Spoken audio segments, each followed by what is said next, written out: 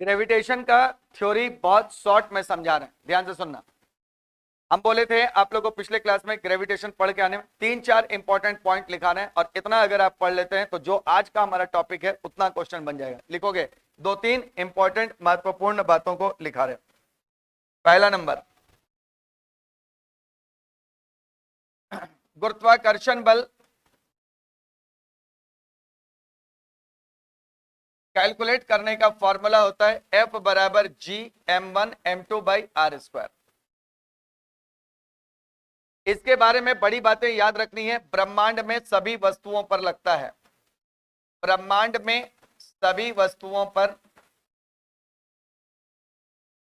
और सभी दूरियों पर, ब्रह्मांड में सभी वस्तुओं पर, सभी स्थितियों में, सभी दूरियों पर, इतना भी लिख सकते हो, सभी स्थितियों में, नंबर 1। दूसरा, ब्रह्मांड में सभी वस्तुओं और सभी स्थितियों में लागू, या स्थितियों पर में लागू, ठीक है, चलो लैंग्वेज उतना नहीं मायने रखता है, लागू। दूसरा, केंद्र की ओर कार्य करने वाला परस्पर बल है, केंद्र की ओर कार्य करने वाला परस्पर बल है। आर केंद्र से केंद्र की दूरी है, केंद्र से केंद्र की दूरी है। और लास्ट, गुरुत्वाकर्षण बल, गुरुत्वाकर्षण बल माध्यम बदलने से, माध्यम बदलने से या माध्यम बदलने से या तीसरे वस्तु के आने से, तीसरे वस्तु के आने से बदलता नहीं है, तीसरे वस्तु के आने से बदलता नहीं है।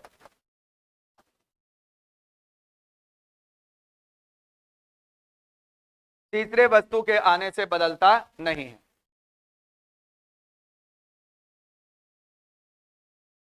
अभी हम चारों पॉइंट को समझा दे रहे हैं, एक पार्ट खत्म हो गया। देखो, मान लो, लिख लिया तुम लोग, एक मान लो एक वस्तु है तुम्हारा m1 द्रव्यमान का, ध्यान से देखना, इसको मिटा रहा हूं मैं, ऊपर से मिटा रहे हैं, ध्यान से सुनोगे। मान लो, अब ये लाइन को तुम लोग अच्छे से समझ लो, एक लाइन में एक फिगर में सारा कॉन्सेप्ट क्लियर है। मान लो एक वस्तु है m1 द्रव्यमान का, दूसरा वस्तु है m2 द्रव्यमान का। अब जो दोनों के बीच की दूरी लेनी है, याद रखना बच्चा, सेंटर से सेंटर की दूरी होगी, सेंटर से सेंटर की दूरी होगी, सेंटर से सेंटर की दूरी होगी। ये दूरी मान लो r है, तो इनके बीच जो गुरुत्वाकर्षण बल लगेगा वह F बराबर G m1 m2 by are square से दिया जाएगा। याद रखना, दूरी सेंटर टू सेंटर लेना है, सबसे इंपॉर्टेंट पॉइंट है, केंद्र की ओर। दूसरा, m1 जितना बल m2 पर लगाएगा, m2 भी उतना ही बल m1 पर लगाएगा। यानी मान लो m1 m2 को अपनी तरफ F1 बल से खींच रहा है, सपोज कर लो m1 m2 को अपने केंद्र की ओर F1 बल से खींच रहा है और m2 m1 को अपने केंद्र की ओर F2 बल से खींच रहा है, तो याद रखना F1 का मान F2 के क्या होगा, बराबर। और कभी पूछ दे कि F1 अनुपात F2 का मान कितना होगा, तो आंसर बोलेगा कितना, 1:1। बोलो, बात समझ में आया क्या? गुरुत्वाकर्षण बल केंद्र की ओर कार्य करने वाला परस्पर बल है, m1 लगाएगा m2 पर, m2 लगाएगा m1 पर। r केंद्र से केंद्र की दूरी है। गुरुत्वाकर्षण बल माध्यम बदलने से या तीसरे वस्तु के आ जाने से बदलता नहीं है। इस दोनों वस्तु को जाके पानी में डुबा दो, कोई फर्क नहीं पड़ेगा। इन दोनों को ले जाओ कहीं भी, किसी भी माध्यम में, कोई फर्क नहीं पड़ेगा। इन दोनों के बीच एक तीसरा वस्तु ला दो, कोई फर्क नहीं पड़ेगा। इन दोनों के बीच गुरुत्वाकर्षण बल का मान ना तो माध्यम के बदलने से बदलता है और ना तीसरे वस्तु के आने से बदलता है। बोलो, एक बात समझ में आ गया? चलो अगला पॉइंट बोले जी के बारे में पढ़ के आने के लिए, स्मॉल जी के बारे में ध्यान से देखना। स्मॉल जी के बारे में क्या बताना है, ध्यान से देखोगे। चलो इसको मिटाते हैं। देखो, ये तुम्हारा पृथ्वी है, ध्यान देना, ये हमारा मान लो पृथ्वी है।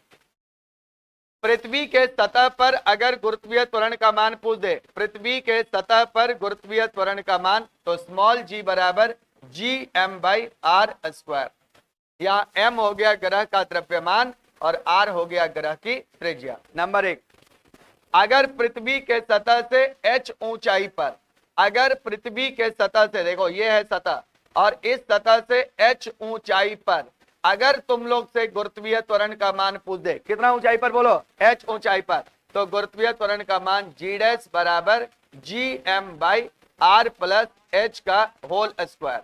ठीक है, एक नंबर। दूसरा, या तो यूज करना g इंटू 1 माइनस 2h/r, दो फॉर्मूला, लेकिन इस फॉर्मूला का प्रयोग केवल कब करना, ध्यान दो ना, इस फॉर्मूला का प्रयोग तब करना जब h की वैल्यू 50 किलोमीटर से कम हो। किससे कम हो, 50 किलोमीटर से कम हो, बाकी यही फॉर्मूला ही चलेगा। पृथ्वी के सतह से d गहराई पर, ध्यान देना, पृथ्वी के सतह से d गहराई पर, सतह से d गहराई पर गुरुत्वीय त्वरण का मान g डैश बराबर g इंटू 1 माइनस d/r। क्या बोलोगे, g डैश बराबर g इंटू 1 माइनस d/r। बोलो, याद रह जाएगा। लास्ट बात बता रहे हैं। अब देखो, सतह पर सबसे अधिक, सतह पर सबसे अधिक कहां पर, जल्दी बोलो, सतह पर सबसे अधिक ध्रुवों पर। ध्रुवों पर मतलब कौन सा ध्रुव,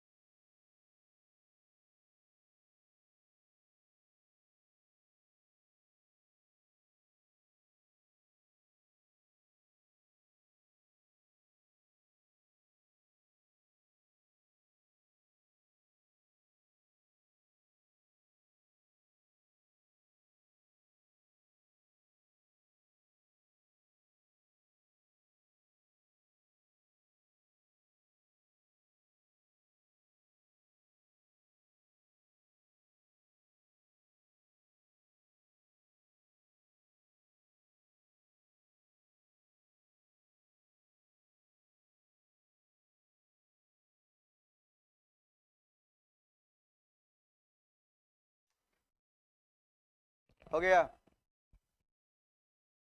देखना ध्यान से, सतह पर सबसे अधिक ध्रुवों पर, और अगर पूछ दे किस ध्रुव पर सबसे अधिक, तो क्या बोलोगे, उत्तरी ध्रुव, एवं सबसे कम, एवं लिख लो, सबसे कम विषुवत रेखा पर, सबसे कम विषुवत रेखा पर, सबसे कम विषुवत रेखा पर, सबसे कम विषुवत रेखा पर। इतना बात याद रह जाएगा। सतह पर सबसे अधिक ध्रुवों पर, और ध्रुवों में भी तो उत्तरी ध्रुव पर, और सबसे कम कहां पर, विषुवत रेखा पर, नंबर 1। दूसरा, तीसरा और चौथा पॉइंट भी बता रहे हैं, ध्यान से सुनो, मिटाएं, चलो। क्या चीज, पॉइंट नंबर 2 लिखना, पॉइंट नंबर 2, यदि पृथ्वी घूर्णन करना बंद कर दे, यदि पृथ्वी घूर्णन करना बंद कर दे, तो सभी स्थानों पर, तो ध्रुवों को छोड़कर लिखना, तो ध्रुवों को छोड़कर, तो ध्रुवों को छोड़कर शेष सभी स्थानों पर, ध्रुवों को छोड़कर शेष सभी स्थानों पर, सभी स्थानों पर गुरुत्वीय त्वरण का मान यानी g का मान बढ़ जाएगा, बढ़ जाएगा और बढ़ जाएगा, बढ़ जाएगा और ध्रुव के मान के बराबर हो जाएगा, ध्रुव के मान के बराबर हो जाएगा, ध्रुव के मान के बराबर हो जाएगा। पॉइंट नंबर 1, ध्रुव के मान के बराबर हो जाएगा, point number 1। Point number 2, point number 2, यदि पृथ्वी, यदि पृथ्वी, यदि पृथ्वी का घूर्णन चाल अधिक हो जाए, यदि पृथ्वी का घूर्णन चाल अधिक हो जाए, यदि पृथ्वी का घूर्णन चाल अधिक हो जाए, याद है तुम लोग को ना, अधिक हो जाए, तो क्या बोलेगा, ध्रुवों को छोड़कर, तो ध्रुवों को छोड़कर शेष सभी स्थानों पर, शेष सभी स्थानों पर g का मान, g का मान घट जाएगा, g का मान घट जाएगा और यदि घूर्णन का चाल 17 गुना हो जाए, कितना गुना? 17 गुना हो जाए तो कितना बोल रहे हैं? तो विषुवत रेखा पर g बराबर 0, विषुवत रेखा पर g बराबर 0। लास्ट और अंतिम, यदि पृथ्वी से वायुमंडल समाप्त हो जाए, यदि पृथ्वी से वायुमंडल समाप्त हो जाए तो दिन की अवधि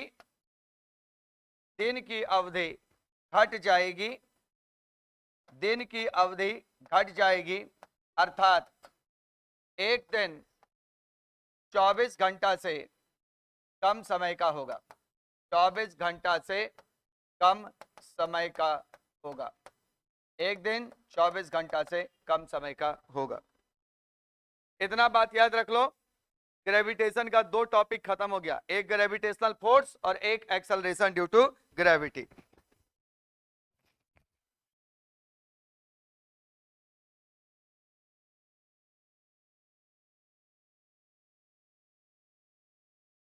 अब चलो क्वेश्चन बनाते हैं।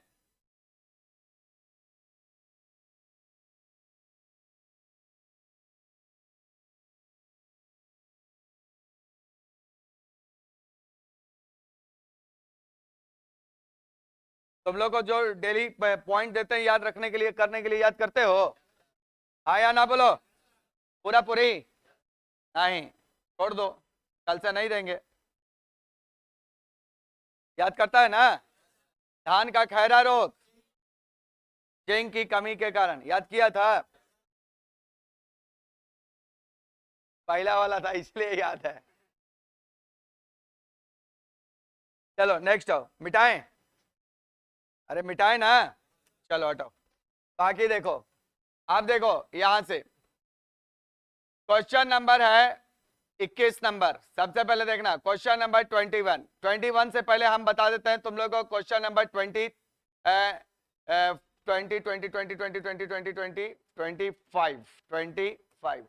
निर्वात में 1 मीटर की दूरी पर रखे 2 पत्थर, प्रत्येक का द्रव्यमान 1 kg है, गुरुत्वाकर्षण बल कितना होगा?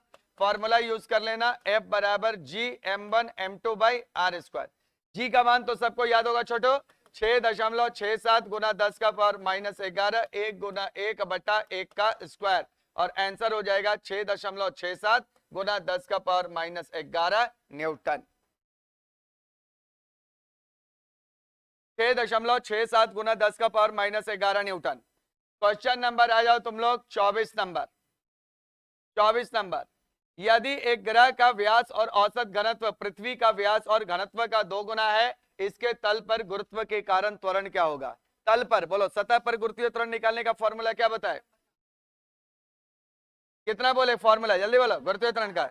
G बराबर Gm/r²। चल दोस्त एक और फॉर्मूला याद करो, लगले 4/3 पाई G/r/d। लिखो 4/3 पाई G/r/d, और d हो गया यहाँ पर डेंसिटी, d हो गया डेंसिटी। 4/3 पाई G/r/d, दम रट्टा मार लो फॉर्मूला। G बराबर 2 फॉर्मूला, एक Gm/r², एक बराबर 4/3 पाई G/r/d। बोलो 4/3 क्या है? कांस्टेंट। पाई क्या है? कांस्टेंट। G क्या है? कांस्टेंट। यानी गुरुत्वीय त्वरण समानुपाती हो गया त्रिज्या के और घनत्व के। क्या बोल रहा है? व्यास और घनत्व दोनों 2 गुना, व्यास 2 गुना यानी त्रिज्या भी 2 गुना और घनत्व भी 2 गुना। 2 गुना 2 कितना हो जाएगा? 4 गुना। 4 गुना का मतलब बोलो answer 4G, option number C. याद रहेगा फॉर्मूला सबको? G बराबर बोलो क्या बोलेगा? 4/3 पाई G/r/d। क्वेश्चन नंबर 23 देखो, पृथ्वी की सतह पर किसी पिंड का भार 700 न्यूटन है। एक ग्रह जिसका द्रव्यमान पृथ्वी का 1/7 और त्रिज्या पृथ्वी के आधा है, भार कितना होगा? ध्यान से देखना, भार का फॉर्मूला बोलो। भार बराबर W बराबर mg। G बराबर क्या लिखा फॉर्मूला? Gm/r²। देखो पूछ रहा है पृथ्वी की सतह पर किसी पिंड का भार 700 है, एक ग्रह जिसका द्रव्यमान पृथ्वी का 1/7 और त्रिज्या पृथ्वी का आधा। बोलो तो ये द्रव्यमान का अंतर नहीं है, अरे पिंड का ना पूछ रहा है, तो पिंड का द्रव्यमान तो कांस्टेंट। और बोलो ग्रेविटेशनल कांस्टेंट, मास को क्या कर दिया, जल्दी बोलो। अरे बोलना रे, द्रव्यमान पृथ्वी का 1/7 और त्रिज्या पृथ्वी का आधा, तो आधा का कर दो स्क्वायर, कितना हो गया 4/7 गुना। 4/7 गुना का मतलब कितना होता है, 4/7 गुना क्या चीज 700, कितना हो गया बोलो जल्दी 400 न्यूटन। आंसर हो जाएगा ऑप्शन नंबर बी। भार निकालना है ना, भार W बराबर mg, यहां भार में बदलाव का कारण क्या होगा, गुरुत्वीय त्वरण। क्वेश्चन नंबर आ जाओ, क्या हुआ, क्वेश्चन नंबर आ जाओ 22। दो ग्रहों की सतह पर स्वतंत्र गिरने का त्वरण स्मॉल जी समान होगा यदि इन ग्रहों के समान है। बोलो अगर गुरुत्वीय त्वरण g बराबर क्या होता है, gm/r² होता है कि नहीं। g क्या है सभी के लिए कांस्टेंट, तो मास बाय रेडियस का स्क्वायर सेम, तो g का वैल्यू सेम। आंसर हो जाएगा कौन सा, आंसर हो जाएगा डी नंबर, द्रव्यमान बटा त्रिज्या का वर्ग। और लास्ट आओ, आज का अंतिम नंबर क्वेश्चन है क्वेश्चन नंबर 21। 21 नंबर कहता है पृथ्वी तल से कितनी ऊंचाई पर, डे स्पेशल आस्था ग्रेविटेशन, पृथ्वी तल से कितनी ऊंचाई पर गुरुत्वीय त्वरण का मान इसके पृथ्वी तल के मान का आधा होगा। ध्यान से देखना, पृथ्वी तल पर गुरुत्वीय त्वरण का मान कितना होता है, g बराबर gm/r², और पूछ रहा है कि कितना ऊंचाई पर आधा हो जाएगा, यहां पर कर देंगे g/2 हो गया, तल का g/आधा हो गया यानी g/2, अब बराबर क्या होगा gm बाई बोलो r+h का होल स्क्वायर।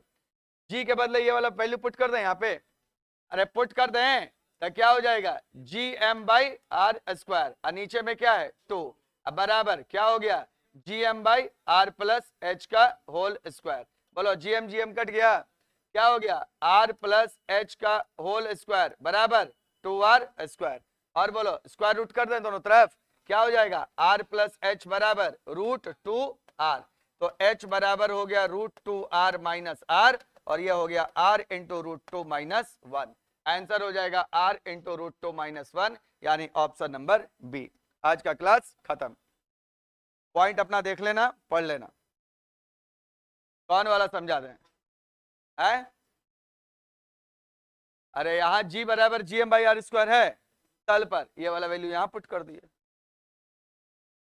है। कल का टॉपिक क्या हुआ, कल का टॉपिक क्या है, क्या दें बोलो जल्दी। इसका 2 पार्ट, नहीं दूसरा पार्ट अभी नहीं देंगे। कल का टॉपिक रहेगा तुम्हारा आयनिक यौगिक और केमिकल बॉन्ड, चलो हटाओ, आयनिक बॉन्ड, कोवेलेंट बॉन्ड और कोऑर्डिनेट बॉन्ड, ठीक है ना।